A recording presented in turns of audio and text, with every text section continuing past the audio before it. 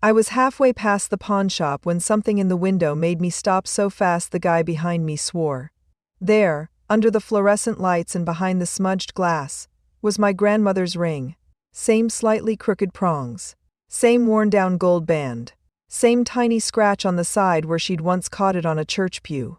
And inside, faint but unmistakable, the engraving, E+R 1954. My grandparents' initials. Their wedding year.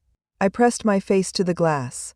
The tag dangling from the ring said, Vintage Diamond Solitaire, 2499.99. The last time I'd seen that ring, it was in the velvet box my mom left to me in her will, locked in the small fireproof safe in my closet. The same safe only two people besides me knew the combination to: my dad and my older sister Lily. My name is Erin. I'm 29, from Ohio, and I used to think the worst thing my sister would ever steal from me was my favorite jeans. We're 2 years apart. Growing up, Lily was the golden child and I was the reliable one. She was the pretty, impulsive one with a messy room and a new boyfriend every semester. I was the kid who did her homework without being asked and remembered everyone's birthdays. If Lily forgot to put gas in the car and got stranded, my parents would say, "Oh, that's just Lily," and rush to rescue her. If I forgot to start the dishwasher, it was a family meeting. Lily wasn't evil. She could be sweet, funny, incredibly loyal when it suited her. She also had a lifelong habit of taking things that weren't hers and convincing herself the universe owed them to her anyway. Clothes. My hair straightener. Mom's good perfume. She'd borrow them and then forget to give them back. When we were teenagers, she used my ID to get into a bar and got us both grounded when she got caught. "Come on, Erin," Mom had said, exasperated. "She just wants to have fun. Be supportive. One day she'll grow out of this." Spoiler, she did not. She just graduated from cheap thrills to expensive ones. The jewelry in question wasn't just jewelry. It was my mom. Mom died 2 years ago from a fast, ugly cancer that didn't care how many organic smoothies she drank. She was the glue of our family. Her death cracked us all. The only thing that made it bearable was going through her things and finding bits of her we could hold on to. Dad got the house, the savings, the retirement accounts. Lily and I got a few specific items she'd written into her will, and then half of the remaining personal property each. She'd been very clear about the jewelry, though. She'd sat us down with a worn leather jewelry box on the coffee table, the TV off for once. "This," she'd said, opening it with a little flourish, "is what's left of the women in our family." Inside were pieces from 3 generations. My great-grandma's pearl necklace. My grandma's engagement ring, the one I'd just seen in the pawn shop window. Mom's gold bracelet Dad had given her on their 10th anniversary. A few other rings, a sapphire pendant, earrings. "Some of these are worth real money," she'd said. "Some are just sentimental. But I want them to stay with you girls. Not in a pawn shop. Not on some stranger's hand." She divided them carefully. The ring, the sapphire pendant, and the pearl necklace were left to me. The bracelet, a diamond tennis necklace, and a pair of emerald studs went to Lily. We'd both cried. We'd both promised. "I'll keep them safe," I'd said, fingers tracing the velvet. "Me too," Lily had said. "We'll pass them on to our daughters one day." Mom had smiled, tired but satisfied. "I know you will," she'd said. "That's why I wrote it down." She tapped the will. A few months later she was gone. For a while the jewelry lived in Dad's safe. Neither Lily nor I trusted ourselves not to misplace something while we were still raw and foggy with grief. Then I bought a small condo. First time I'd owned anything more than a car. Dad insisted we move my pieces to my new place. "They're yours," he said. "You're responsible enough. Just get a good safe." I bought a fireproof one from a hardware store, bolted it to my closet floor, and set a code I thought I'd never forget. For convenience, I scribbled it down and stuck it in a tiny envelope inside the safe deposit key box at Dad's house. Lily was there when I did it. "Text it to me too," she'd said. "In case you forget and Dad's on a cruise again. You know I'm better with numbers." I hesitated. Then I remembered all the "we're a team now" conversations we'd had since Mom died. I remembered her crying in my arms at the funeral. I remembered Mom's voice. "My girls will take care of each other." So I gave Lily the code. "Just in case." She nodded solemnly. "I'd never touch your stuff without asking," she'd said. You know that. I believed her. That was mistake number one. I didn't wear the inheritance jewelry often. Partly because of fear. Partly because I'm a jeans and t-shirt girl who still feels weird in anything fancier than mascara.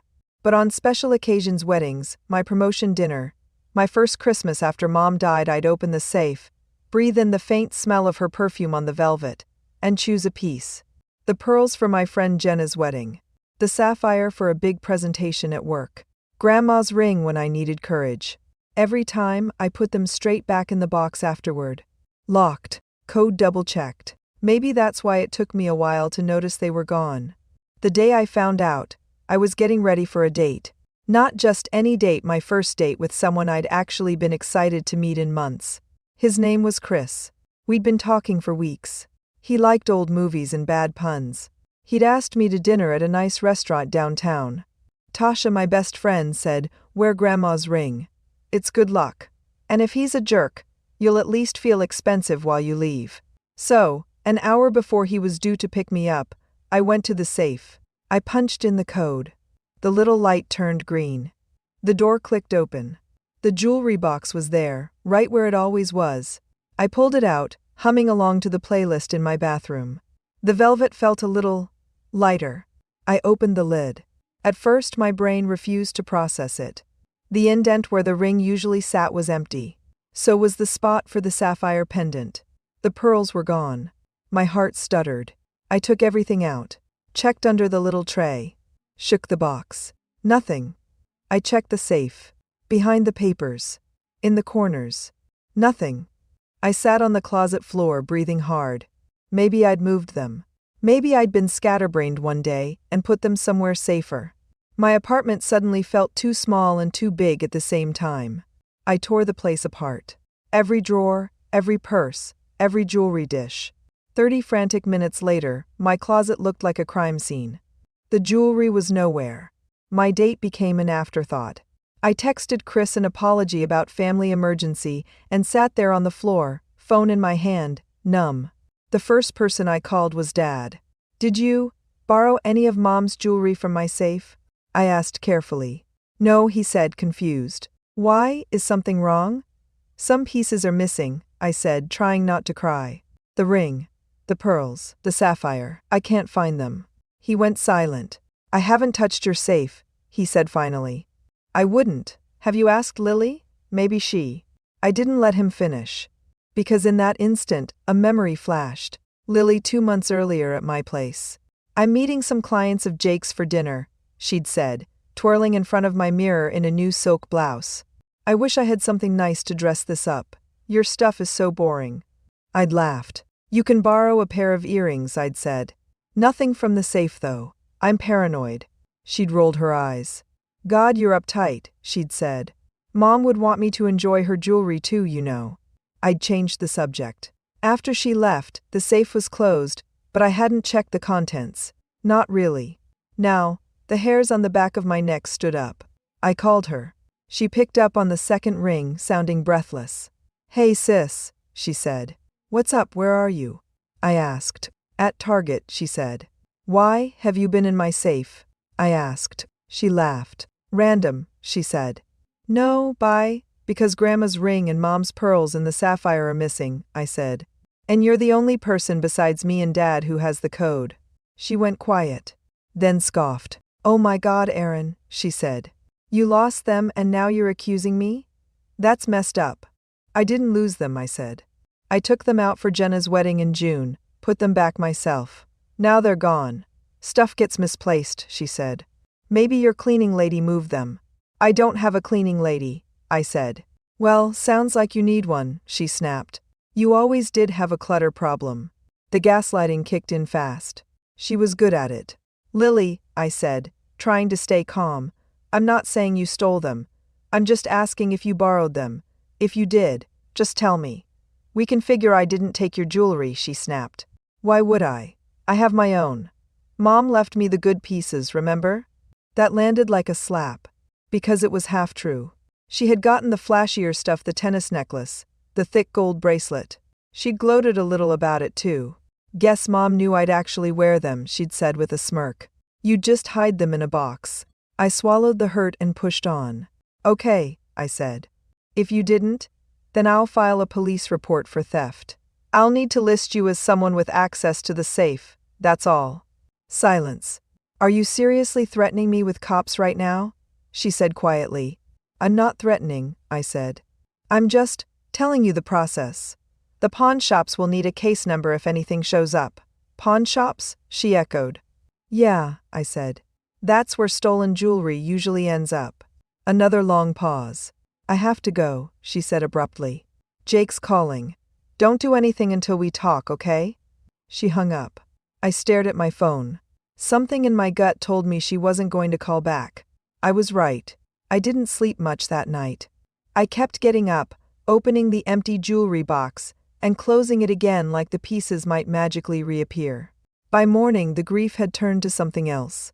Anger. I drove to the police station. The officer at the front desk was sympathetic but matter-of-fact. Do you have recent photos of the jewelry? She asked. I pulled up a picture of me at Jenna's wedding, the pearls visible against my dress. Another of Mom wearing the ring years ago. That helps, she said. We'll file a theft report. You'll get a case number. Pawn shops in the area are required to check them. If your items come through, you'll be contacted. Can I check pawn shops myself? I asked. She shrugged. Sure, she said. Won't hurt. Just don't confront anyone yourself if you feel unsafe. Call us. I left with a thin stack of paperwork and a number I'd never wanted. I texted it to Lily. I filed the report. Case number 3281. If you know anything, now would be a good time to tell me before this gets worse. She didn't reply. So I started driving. There are more pawn shops in my town than I realized. Wealthy suburbs love to pretend they're above that kind of thing. The reality is, people need quick cash everywhere. The first 3 places were depressing but uneventful. Rows of guitars, power tools, engagement rings in dusty cases. Anyone brought in something like this? I'd ask, showing the photos. Shrugs. Head shakes. Sorry, can't help you, sweetheart. At the 4th shop, the one with my grandmother's ring in the window, I almost didn't go in. Then the E+R 1954 flashed at me like a signal. My hands shook as I pushed the door open. A bell jingled. A guy in his 40s with tattoos and tired eyes looked up from the counter. Can I help you? He asked. I pointed at the window. That ring, I said. The one on the far right. Can I see it? He grabbed a key, went around to the display, and brought it over on a little velvet pad. Up close there was no doubt. The tiny chip in the stone at the edge. The slightly flattened band where Grandma's fingers had worn it down over decades. My throat closed. Where did you get this? I asked. Lady sold it last week, he said. I took a breath. This is my grandmother's ring, I said. It was left to me in a will. It was stolen from my apartment. I filed a police report yesterday. His eyes narrowed. You got the report number? He asked. I handed him the slip of paper from the officer. He studied it, then picked up the phone. Yeah, hi, this is Mike at Westside Pawn, he said when someone answered. I think I got one of your stolen pieces. He listened, nodded. Yeah, I'll hold on to it, he said. Victims here. Name's Aaron Collins. He hung up. Okay, he said. Officer's gonna swing by. In the meantime, I need to see some ID and proof you own this. I showed him my license. Pulled up the photos again. He compared the ring to the picture of Mom's hand. Damn, he muttered. That's a match for sure. He flipped open a binder behind the counter. Just so you know, he said, I'm not the bad guy here. I paid good money for this. I gotta follow the law. I know, I said. I'm not mad at you. He ran his finger down a page, then stopped. Here, he said. Even upside down, I recognized the name. Seller. Lily Harris. My sister's married name. There was a photocopy of her driver's license paperclip to the form. Her signature at the bottom. Amount paid, $1,200. My ears rang. The officer arrived a few minutes later, took statements, photographed the ring, and confirmed they'd issue a hold. Because it was clearly stolen property, the shop couldn't legally sell it. They'd either have to give it back to me or seek restitution from Lily. Do you want to press charges? The officer asked as we stood by my car. The question hung in the humid air. Did I want to send my sister to jail? Did I want to blow up my already fragile family even more? I thought about Mom. About her hands slipping that ring off to put lotion on. About the way she'd said, "I don't want these in a pawn shop." Then I thought about Dad, sitting alone in his recliner, still talking to Mom's photo like she'd answer. I pictured him hearing that his eldest daughter had not only stolen from me, but from Mom's memory. My stomach twisted. Can I decide later? The officer nodded. Sure, she said. It's your right. In the meantime, we'll log this as evidence. If you change your mind, call that number. She handed me a card. I got in my car and sat there, staring at the dashboard. The anger was back. But now it had a direction. Because Lily hadn't just broken my trust. She'd committed an actual crime. And she'd done it in the stupidest, most traceable way possible. With her real name and ID. Like she believed nothing bad could ever stick to her.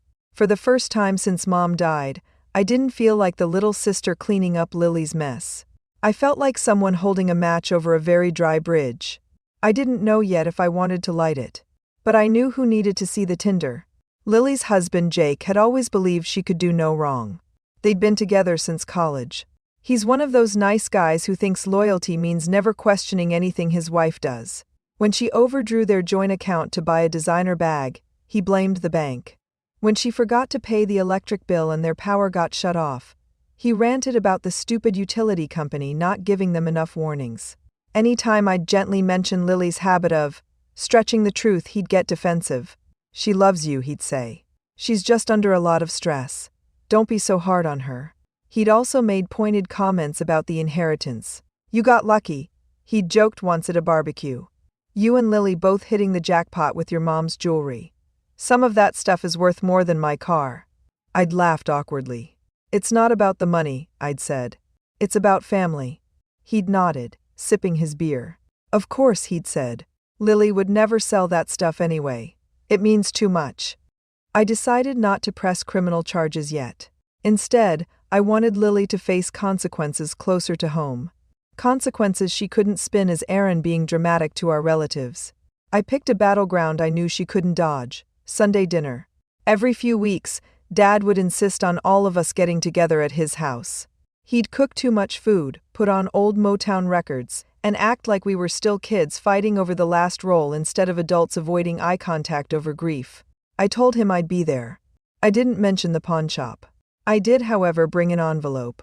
Inside, a copy of the pawn transaction slip the officer had printed for me: seller's name, item description, amount, plus the photo of the ring in the shop case, plus a copy of the will page that listed the jewelry bequests. I arrived a little early. Dad was stirring spaghetti sauce in a huge pot. Smells good, I said, kissing his cheek. Your mom's recipe, he said proudly. She'd be mad if we didn't keep it going. Lily and Jake showed up 15 minutes later. Lily breezed in wearing a new dress she definitely couldn't afford. Hey losers, she said cheerfully. Who's ready for carbs? Jake hugged me. How's my favorite sister-in-law? He asked. I'm your only sister-in-law, I said. He grinned. Even better, he said. We made small talk. Dad poured wine. Lily chattered about a boutique fitness retreat she wanted to go on. I waited until we were all sitting at the table before making my move. Hey Jake, I said casually, reaching into my bag. I found something of Lily's the other day. I thought you might want to see it. Lily's head snapped up. What? She said. What did you find of mine? I slid the envelope across the table to Jake. It was at a shop on West Side, I said. Must have slipped your mind. He frowned, confused, and opened it. He pulled out the pawn slip first. His eyes moved quickly down the page. Item: vintage diamond ring, engraving E+R 1954. Amount: $1,200. Then he looked at the copy of Mom's will page. Then the photo of the ring in the pawn shop window. He went very, very still. Jake, don't. Lily started. He held up a hand. Lily, he said quietly, eyes not leaving the paper, what is this? She laughed, too high-pitched. It's nothing, she said. Aaron's being crazy. It's just some old ring I sold. We needed the money. You know that. It's not even Et's grandma's ring, I cut in. The one Mom left to me. The one that was in my safe until a few weeks ago. Dad's fork clattered onto his plate. What? he said sharply. Lily shot me a death glare. We're not doing this here, she hissed. Yes, I said, meeting her eyes. We are. Jake looked up, eyes flashing. You sold her inheritance? He asked. Without telling her? Without telling me? She scoffed, defensive now. Oh, come on, she said. It was sitting in a box. Erin never wears that stuff. I figured she wouldn't even notice. And you were stressed about the credit card bill so you stole from your sister? Dad interrupted, voice shaking. From your mother's will? Lily's face went red. It's not like that, she snapped. It's family. What's hers is mine. Mom would have wanted me to use it if I needed to. I felt something inside me go cold. Mom specifically said she didn't want her jewelry in a pawn shop, I said. You were in the room, Lily. You promised her. She also said she wanted us to take care of each other, Lily shot back. You've got a good job. You don't need some dusty ring. Jake and I were drowning. Jake flinched, like she'd smacked him. Drowning? He said. We were tight, sure, but we had talked about consolidating debt. Not this, and you didn't even tell me? She crossed her arms, eyes shiny. I knew you'd overreact, she said. Like you are now. It was just a ring. It was not just a ring, Dad said. It was your grandmother's. It was your mother's. It was an illegal document with Erin's name on it. That's theft, Lily. She turned on me. You really went to a pawn shop and dug through my business? She demanded. You filed a police report on me? Jake's head whipped toward me. Police? He said. I shrugged, heart pounding but voice steady. I didn't know who took it at first, I said. The officer filed it as stolen property. When I found the ring at the shop and saw your name on the receipt, I had a choice. I haven't pressed charges. Yet. Dad sat back, looking like someone had deflated him. I can't believe this, he muttered. My own daughter. Tears spilled over Lily's lashes. You're all ganging up on me, she said. You have no idea what it's like, trying to keep up with everything. Trying to be perfect for everyone. No one asked you to be perfect, Jake said quietly. We asked you to be honest. He folded the papers carefully. How much did you get? He asked. She sniffed. I don't remember, she muttered. 1,200, I said. It's right there. Plus whatever you got for the pearls and the pendant. Those were at the same shop. They just weren't in the window. Jake's shoulders stiffened. You pawned more than one piece, he said. Lily stayed silent. Dad shook his head slowly. You always thought the rules didn't apply to you, he said. When you were a kid, that meant sneaking cookies. Now it means felony theft. Oh, please, she said. No one is going to arrest me. Erin's too soft. She'd never let that happen. 4 sets of eyes turned to me. It was like the air waited. Old Erin, the one conditioned to keep the peace, would have backed down then. Said something like, of course I'd never press charges. You're my sister. The Erin sitting at that table remembered standing in a pawn shop, staring at her grandmother's ring under fluorescent lights. Remembered Mom's voice saying, promise me they don't end up in a pawn shop. Remembered Lily's laughter on the phone when she'd first denied even going near the safe. I took a breath. I haven't decided yet, I said evenly. What I have decided is that I'm not keeping your secret. Jake deserves to know. Dad deserves to know. And you, Lily, deserve to feel some consequences beyond me crying alone in my apartment. Her mouth opened in shock. You're enjoying this, she accused. You've always been jealous of me. My life, my marriage, the way my mom is dead, I said, sharper than I meant to. She's not here to protect you from the fallout of your actions. And I'm done playing that role. Jake stood up, chair scraping. We're leaving, he said tightly. Lily, get your stuff. She stared at him. You're taking her side? She demanded, pointing at me. I'm taking the side of evidence, he said, holding up the pawn slip. You lied to me. You stole from your family. I don't even know who you are right now. She slammed her napkin down, grabbed her purse and stormed out. The front door slammed. Silence settled over the table like dust. Dad put his head in his hands. I failed her, he said quietly. Somewhere along the line I taught her she could do anything and we'd still bail her out. I reached over and squeezed his shoulder. You didn't fail, I said. She made her own choices. But we enabled, he said. Me. Your mother. We laughed it off when she took your things as kids. Called it sisters being sisters. This is what that becomes when no one stops it. We sat there, 3 bowls of spaghetti getting cold, lives cracked open. I expected to feel triumphant. Instead, I mostly felt tired. But under the exhaustion, there was a strange lightness. For the first time, I wasn't the only one carrying the weight of Lily's choices. The fallout over the next few months was messy. Lily and Jake separated for a while. He moved in with a friend. She stayed at their house, sending everyone dramatic texts about being abandoned. She tried to spin the story to relatives. "Aaron is trying to put me in prison over a ring," she'd text. "Can you believe that?" Most of them politely stayed out of it. A few reached out to me directly. "I'm so sorry this is happening," Aunt Carol wrote. "We all loved that ring. Your mom would be heartbroken." "She is," I typed back before deleting it. Jake and I stayed in touch. Not emotionally close, but practical. I talked to a lawyer. He told me one day over coffee. He said if you press charges, she could be facing real time. But if you don't, we can maybe work out restitution instead. "Restitution?" I echoed. "Paying you back," he said, "for the appraised value of what she pawned. And getting the pieces back if they're still in the holding period." My chest tightened. "Are they?" I asked. He nodded. "The ring is still there," he said. "The other stuff too. Pawn shop owner said because of the police report, he can't sell them yet. He's willing to return them if Lily pays him back by the end of the month." I did the math in my head.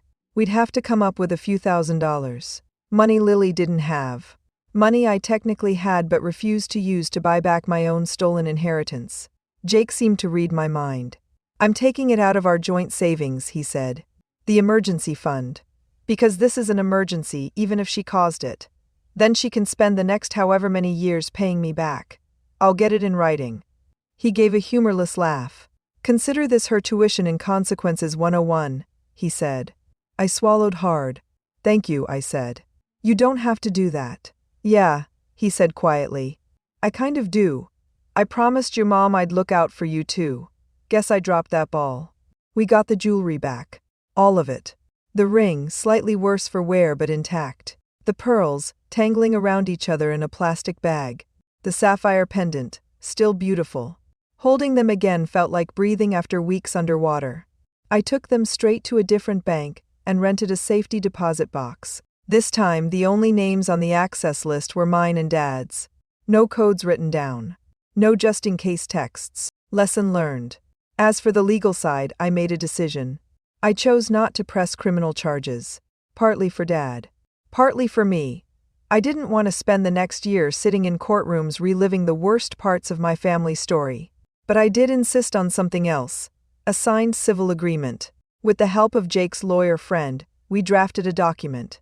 It stated that Lily acknowledged taking and pawning my jewelry without my permission. That she understood it violated the terms of Mom's will. That she would pay Jake back every cent he'd used to redeem the items, plus an additional amount to cover the emotional and legal costs. If she defaulted, I reserved the right to pursue legal action at any time. It was, in essence, a paper boundary. The lawyer handed it to Lily. She balked. "I'm not signing this confession," she said. "You're all being ridiculous. Family share. I didn't hurt anyone." "You hurt me," I said. "You hurt Dad. You hurt Jake. You hurt Mom's memory. This is the bare minimum." In the end, she signed. Maybe because she was tired. Maybe because, for once, everyone around her, not just me, was holding a line. Our relationship hasn't magically healed. We talk on holidays. We send perfunctory happy birthday texts. I don't lend her things. I don't share codes. I don't give her the benefit of the doubt when there's money involved. It's sad. But it's also healthy. Because I finally understand something I wish I'd learned years earlier.